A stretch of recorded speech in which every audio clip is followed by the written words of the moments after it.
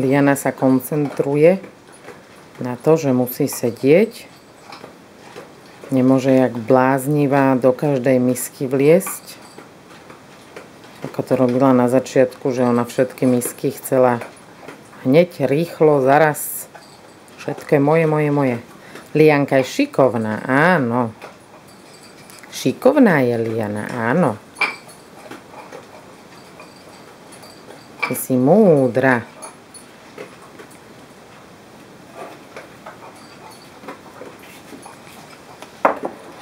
Neskače na kuchynskú linku, aj keď sa na kuchynskej linke niečo robí. To, čo robievala. Liana, sadni. A čakaj.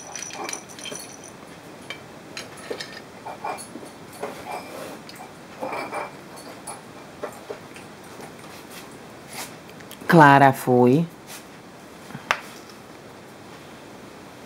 Lili. Liana. Tak.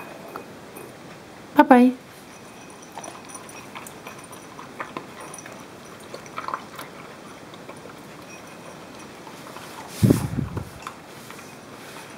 Tieto cviky sú všetky o výchove vlastne a o tom, aby si ten psík zvykol, že človek je ten, čo rozhoduje o tom, čo sa bude diať. Človek dáva povely.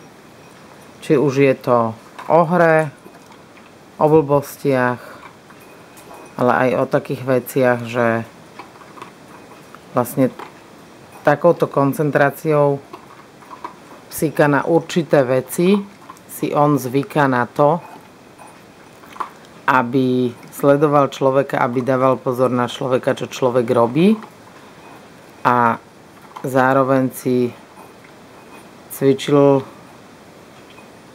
svoje vnemy na to, čo môže a čo nemôže.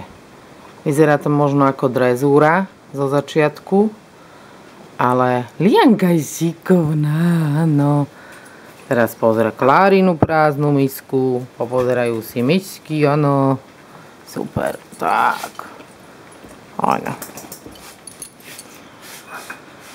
A pes si zvykne na takú normálnu každodennú tortúru.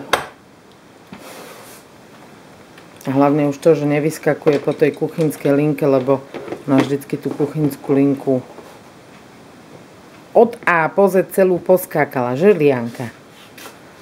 Vy ste múdre, obidve. Sadni. Šikovné. Voľno. No a ďalší pacienti na holenie.